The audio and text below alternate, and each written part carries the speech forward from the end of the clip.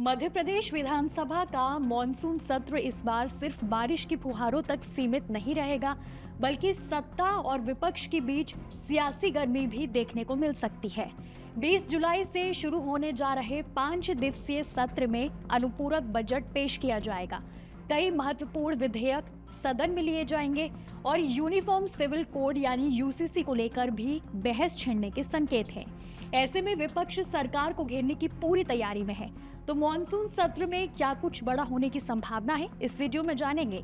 नमस्कार, मैं आपके साथ अंशिका गुप्ता। अमर उजाला के डिजिटल प्लेटफॉर्म पर आपका स्वागत है।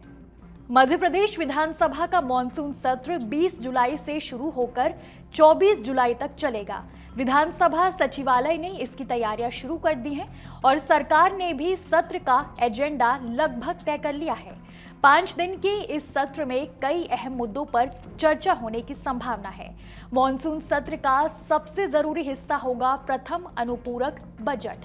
राज्य सरकार विभिन्न विभागों की अतिरिक्त वित्तीय जरूरतों को पूरा करने के लिए अनुपूरक बजट पेश करेगी। हालांकि वित्त विभाग ने स्पष्ट निर्देश दिए हैं कि नए वाहनों की खरीद और नए मदों के प्रस्ताव इस बजट में शामिल नहीं किए जाएंगे। सरकार पंचायत राज एवं ग्राम स्वराज अधिनियम 1993 संशोधन अध्यादेश 2026 और मध्य प्रदेश उपकर संशोधन अध्यादेश 2026 को विधेयक के रूप में सदन में पेश कर पारित कराने की तैयारी कर रही है। इन विधेयकों पर विपक्ष की कड़ी प्रतिक्रिया देखने को मिल सकती है। राजनीतिक दृष्टि से भी ये सत्र बेहद अहम माना जा रहा है। हाल ही में हुए राज्यसभा चुनाव में विपक्ष को बड़ा झटका लगा है। ऐसे में विपक्ष सरकार को घेरने के लिए बेरोजगारी, महंगाई, कानून व्यवस्था, किसानों के मुद्दे और विकास कार्यों को लेकर आक्रामक रणनीति अपना सकता है।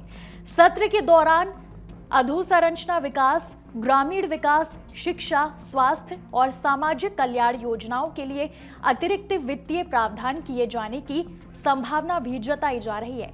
इसके अलावा स्वामित्व योजना को लेकर भी सरकार बड़ा फैसला ले सकती है। सूत्रों के मुताबिक प्रदेश के करीब 48 लाख लोगों को आवास या भूखंडों की निशुल्क रजिस्ट्री देने की योजना पर भी सरकार विचार कर रही है। अगर इस संबंध में कोई घोषणा होती है तो ये प्रदेश की बड़ी कल्याणकारी योजनाओं में शामिल हो सकती है।